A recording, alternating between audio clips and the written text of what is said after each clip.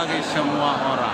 Saudara-saudara, hidup sebagai sahabat bagi semua orang ajak kami, mengajak kita supaya kita menjadi sahabat. Jadi bukan mencari-cari sahabat, apalagi menuntut orang supaya mau bersahabat dengan kita. Kalau kita di sini pasti memiliki sahabat, kan? Bahkan gaulnya apa Pak He? Bestie. Nah, gaulnya kan gitu kan? Bestie kulino. Ada kayak pengertian bestie? Sahabat. Best friend forever. Yakin? Iya. Kadang kita berjumpa dengan hai bestie, hai sahabat. Sebenarnya sahabat gak perlu dimandangkan. Orang akan tahu siapa yang menjadi sahabat kita. Karena ketika kita hidup dalam dunia ini, banyak sekali orang ketika kita memiliki kekayaan menyatakan kita adalah temannya. Ayo mana dulu, dongan dulu, dongan SMP. Saudara dia dari oke mana di Batam, dongan dulu, kan? Padahal hanya dongan sembunyi, tak sekelas. Orang sekolah, kan? IP-nya berdampak di lama-lama di Molunda. Mau gimana sukses? Alai melalui mana dan kasih yang tanda kutip jatuh dan mengalami persoalan yang luar biasa. Ayo dahulu, Shelby, bisa, masa orang, dari memang era sekolah dulu lah Juli, sekolah, yang benar.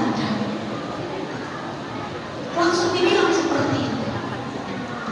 Nah, maka pada kesempatan kali ini mengajak kita semua keluarga besar PSBI untuk mampu menjadi sahabat. Amin. Iya, kalau sahabat itu harus mengenal, kan? Kalau katanya sahabat nggak dikenal, udah perlu tanda tanya ini. Sahabat yang bagaimana? Atau kenal-kenal presiden, kan? Kalau sahabat itu benar-benar harus tahu, harus mengenal. Maka dikatakan pada firman Tuhan pada saat ini, kau adalah sahabatku jika kau berbuat apa yang kuperintahkan kepadamu. Bukan lagi apa. Kalau apa, nggak bisa dia nanya. Mau mana cuy? Nggak bisa dia nanya gitu. What's cuy kau bilang? Lu kira lu siapa? Ini Tuhan. Kau hanyalah hamba. Tapi kalau sahabatnya pergi gak bilang, bisa gak? Bisa. Oh, bodoh. Ini mau jalan-jalan ke Singapura, gak fokus tahu. Itu sahabat. Dia punya hak menyatakan seperti itu. Maka firman Tuhan berkata pada kesempatan kali ini, aku tidak menyebut kamu lagi hamba, sebab hamba tidak tahu apa yang diperbuat oleh Tuhan. Tapi kau adalah sahabat karena kau sudah memberitahu tentang apa kasih Kristus. Berbicara tentang kasih Kristus, maka semua kita orang Kristen tahu itu tentang kasih, kan?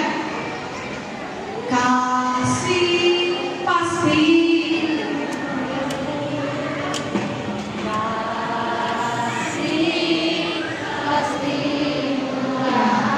udah bisa dulu ya, nanti tambah waktu.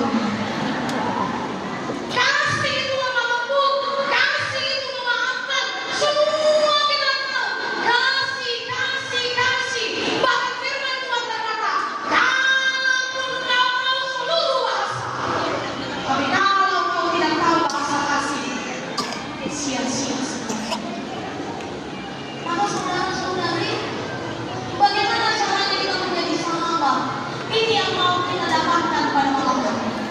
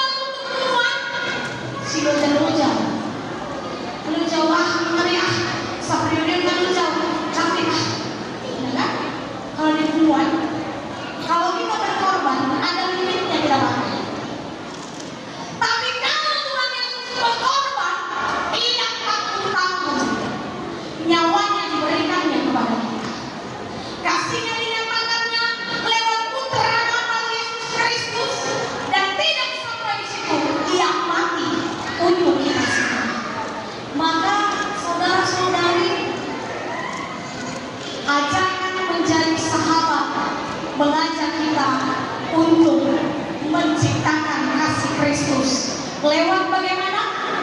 Mau saling menghormati. Mau saling menghormati. Bona menyayangi, menghormati gurunya lewat kasih. Kan gitu kan? Akaboru menghormati Bona atau mula-mula dengan cara kasih, tunduk. Mau bagaimana Bona ini? Jangan dilihat-lihat dari materinya. Atau terkelas Bona ini soalnya nama Panglojo mulai tak guru. Kan gitu kan? Belajar terpacu kayak kalau buat tapi selama terus jadi mulai sekian pasti apa-apa uang 20.000. Namun 5.000 dan yang nanti saling menghormati. Ketika kita sudah saling menghormati, maka step selanjutnya menerima orang lain apa adanya. Yang sering kita tuntut adalah supaya orang yang menjadi sahabat kita minta dia memahami kita, tapi kita tidak belajar untuk menerima dia. Yang kita tuntut hanya dia pahami aku. Harusnya dia ngerti lah aku. Memang ini yang loh bawaan lahir. Memang gak ada sifat yang tidak bisa diubah. Selalu ada orang yang punya kamu psikolog, kenapa gak bisa bukannya diubah? Gak bisa. Aku coba mulai sekres sama jolo. Gak boleh diubah. Kalau mereka yang bilang, korek dia udah tinggal. Aku kayak psikolog yang guna yang ada guna rek di situ lama rek main. Awal aku takut atapku nggak jadi berkat itu sama kita. Alai kalau rokok somoni kemudian pinjam ke udah hidup. Rokok somoni doang kabur si bodoh itu ini. Kenapa itu? Kalau nggak kayak gitu nggak baik memang tangannya. Wah, makin pinjam orang betul nggak mereka. Tapi rokok yang kemudian satu makan hati mah. Amat kasih kan gitu kan? Karena mereka tadi mana mereka mulai di kosoni dong orang kosoni dan kasih makan dan presiden lalu saya bilang maju banyak cara menyalurkan remeh-remeh bernyanyi kue tetap tanda jago terus bolong parah-parah ini kan yang memantapkanlah lewat nyanyian belajar menerima satu dengan yang lainnya. Lalu yang selanjutnya kita diajak untuk menaruh kasih setiap waktu. Jadi ulang-ulang bercerita kasih bikin apa? Baru 3 Agustus Tiki menghadiri pesta pernikahan dan jujur mau terberkati lewat khotbah pernikahan. Jujur mau terberkati. Persoalan nama di Bapak Talma Wisnona Bali nama masing-masing. Berbeda ini pakai 5 tahun wisi. Harus dibunuh masing-masing. Bisa orang Ibu harus makan dulu iba. Ano tanya masing-masing untuk pernikahan Ibu. Ada tanya dulu nama godang naku daripada kupas-kupas kan Ibu kan? Kita tanya, nang Rewono maunya lebih serendah lah yang meninggal. Supaya kasih kerja umur dia supaya sehat-sehat. Kan Ibu? Ibu orang dong sehat-sehat. Nah saudara-saudari mari menaruh kasih setiap waktu. Jangan hanya angin-anginan. Jangan hanya ada momennya saja. Harus setiap waktu. Harus setiap saat. Kalau tidak ada Tuhan, kembalikan kasih. Kembalikan kasih. Sehingga kita mampu mengasihi. Dan yang selanjutnya tidak mencari kepentingan sendiri.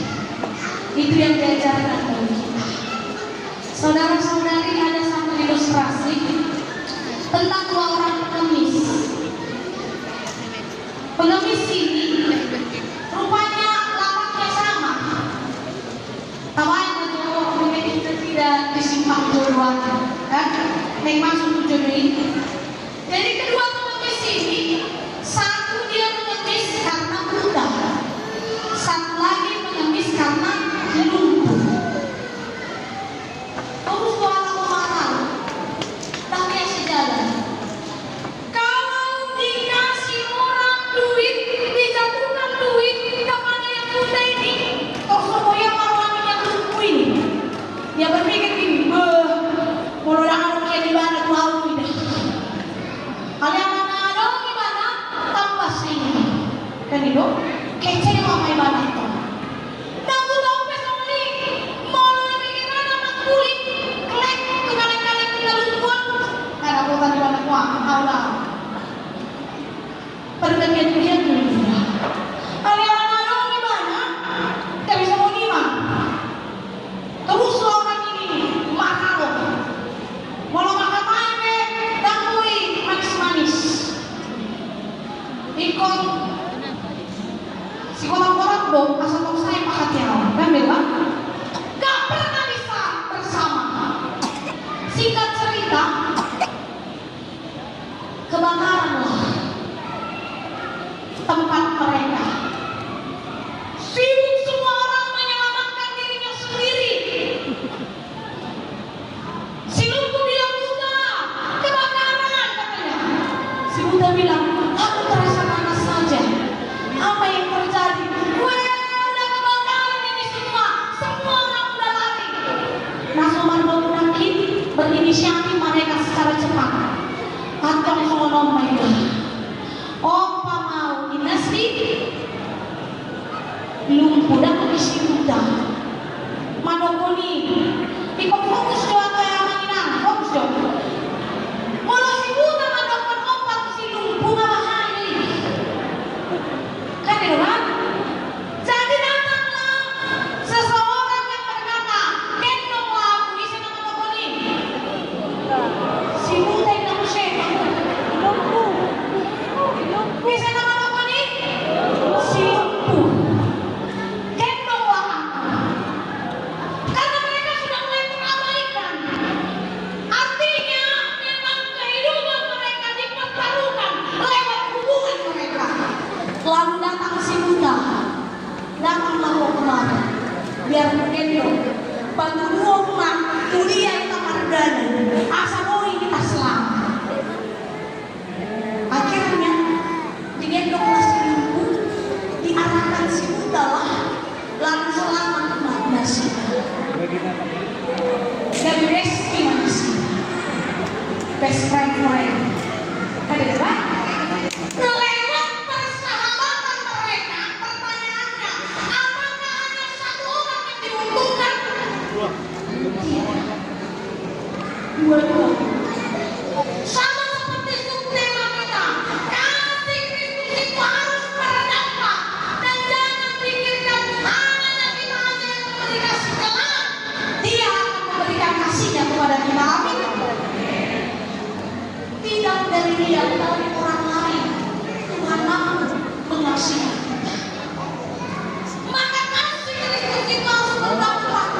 Persahabatan itu benar-benar memberi berkat dalam setiap kehidupan kita. Jadi, walaupun akan masuk orang yang mereka hilang, mana kita langsung cocok pada mereka perlakuan gimana? Usaha mengatasi. Usaha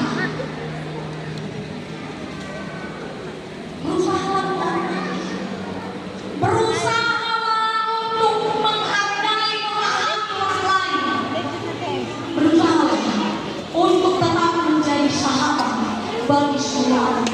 Karena lewat itu kehidupan kita akan benar-benar memberikan dampak bagi orang lain. Yesus adalah teladan persahabatan. Siapa yang tidak ditemani oleh Tuhan Yesus? Raja, para orang-orang yang gagal, maaf, pelacur, dibela oleh Tuhan Yesus. Jadi tahu kasih dengan tidak melihat siapa kamu dan aku siapa. Kalau seperti itu berarti kita hanya menyatakan, loh, lebih kudus aku daripada kamu. Tidak. Kekudusan itu letaknya di dalam Tuhan. Maka pada saat ini, saudara-saudara yang terkasih dalam Kristus Yesus, maukah kita menjadi sahabat bagi setiap orang? Amin. Termasuk yang benci kita. Amin. Kayaknya udah mulai berlalu. Termasuk yang tidak suka dengan kita. Amin. Nggak boleh paksa. Bapak yang akan mengajar kuat, orang-orang yang suku minat lagi tahu. Mari berusaha, cobalah. Karena ini yang akan membawa dampak nyata dalam setiap kehidupan kita. Berusaha untuk menjadi sahabat. Pahami, terima satu dengan yang lainnya. Maka Roh Kuduslah yang akan memampukan kita untuk tetap menjadi sahabat, sama seperti Yesus yang menjadi sahabat bagi semua orang. Odeon jodoh di jodoh aleki adong namanya isedo am pastor arasaku alus na iso ale kumina isedo ale ale nasun dewata Tuhan Yesus awai mati tenata borninon diajak kita, diajak kita asabui kita gabe ale-ale tusadok donata tusadok tusaluhut kuman yang kita. Amin. Jadi Bapak Ibu yang terkasih, mari kita baca sekali lagi tema Natal kita pada saat ini. 2, 2, 3 ya. Hiduplah sebagai sahabat bagi semua orang. Masih bisa dibaca subtemanya? 2, 2, 3 ya.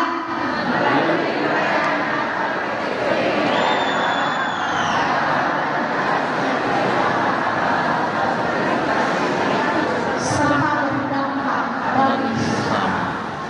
Ini yang mau diajarkan bagi kita. Biarlah hidup kita berdampak bagi sesama kita. Ingat apa yang dikatakan dalam 1 Korintus 10 ayat 31. Baik ketika engkau makan, ketika engkau minum, ketika engkau melakukan segala sesuatu, lakukanlah itu untuk kemuliaan bagi nama Tuhan. Amin. Kita berdoa.